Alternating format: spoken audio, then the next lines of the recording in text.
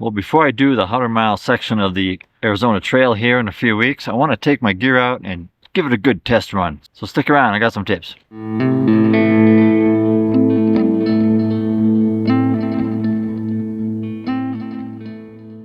Now these are often called shakedown hikes, and it's an opportunity to check out your gear to make sure it's ready for your trip. And it's also a great opportunity to check yourself out to make sure you're ready for the trip. I like trial runs. I like practices because it allows you to check yourself if you're ready for this thing and if your gear's ready for this thing you're about to do. And it's a way for you to see whether anything needs to be corrected before you go. All right, so let's get to it. One of the things we're going to answer on this trip is my gear performing as I expect it to? Is there anything I need to repair? Is there anything that has excessive wear? Will it get me from here to there? Cat in the hat. Boing. So is everything functioning correctly? Like, zippers, snaps, buttons, hooks, ties, just anything that is supposed to function in a certain way? Does it do that? From my clothes to my shoes, from my sleeping bag to my tent to my stakes, everything. Is it the gear that I need to bring for this trip? That's the question we're going to ask. Maybe there's an opportunity to take less. Maybe I can use one thing for multiple purposes and then get rid of the other thing. Multi-purpose always lightens the load. Should I find something lighter or something less bulky? Now, I'll be spending 6 or 7 full days out there on the trail with just one short stop for a resupply. No 0 days, no near 0 days or near days, none of that. 6 to 7 full straight days out there on the trail. So that's what I'm preparing for. And because the day I get back, I have to head out on a business trip. I really can't afford any big delays because of gear or because of things not working the way they should. Even me. Okay, so let's run through to see what this looks like. Now before I hit the trail, I typically have a checklist or things that I expect to bring. I write it down on the list and I make sure I go through that and double check it, especially the day that I leave. And it's a good thing to get into practice of doing, especially even on a trip like this. I also have a food menu. I get particular about this kind of stuff.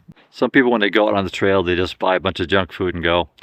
Well, as we get older, we realize that the stuff we put in has a big effect on how we perform.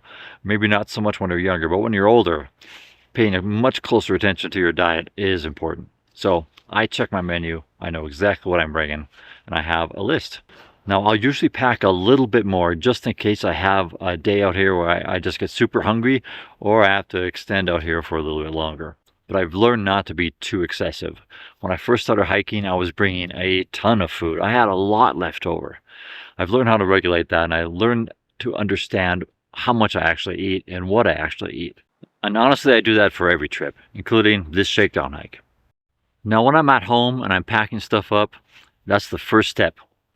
Maybe even before then, you want to look over your equipment, do a good visual inspection, make sure that nothing is obviously wrong with this, whether it's your tent, your sleeping bag, your mat, whatever you're bringing. Just give it a good once-over before you come out. Sometimes I'll even set it up in my backyard to make sure it works.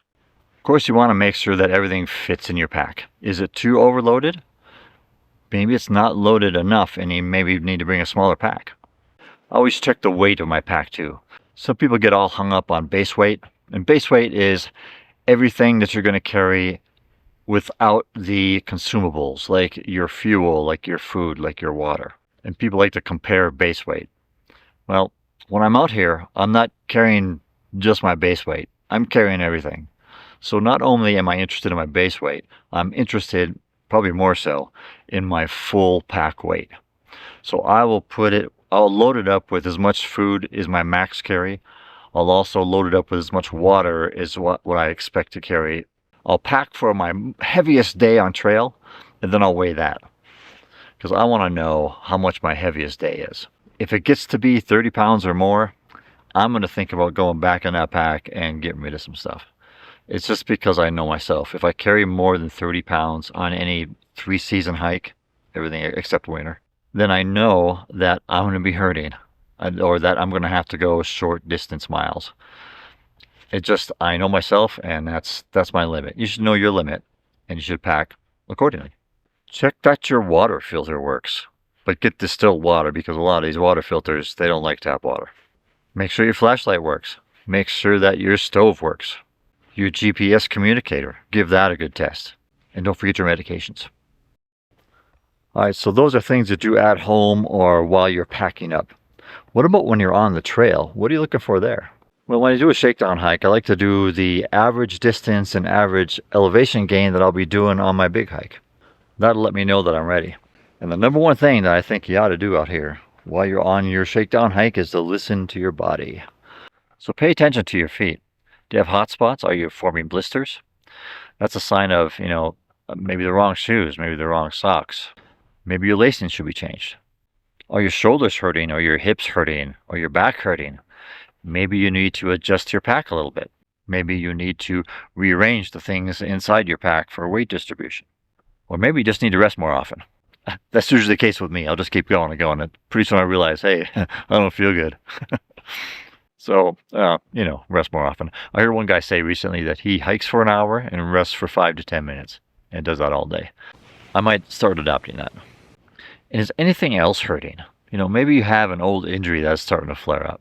Maybe you're going too fast. Maybe you're not taking enough breaks. Maybe you're not drinking enough water. Maybe it's something that you ate before you went hiking. Maybe you didn't get enough sleep the night before. Maybe your workouts need to be better focused on some other things, and this will reveal that to you. So let's talk about when you get to camp. What should you be doing there? Any shakedown hikes?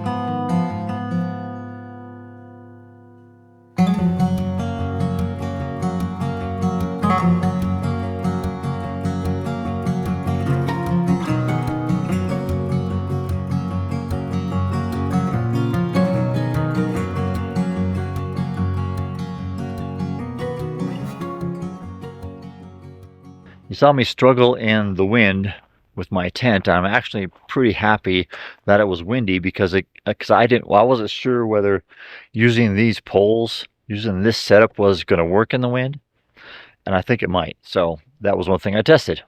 So you want to take a good look at your tent to make sure all your seams are still sealed really well, that your tie-outs are in good shape, that your stakes are not damaged. Then check all your tie-outs to make sure they're not too worn. Just give this thing a good look. Look for holes.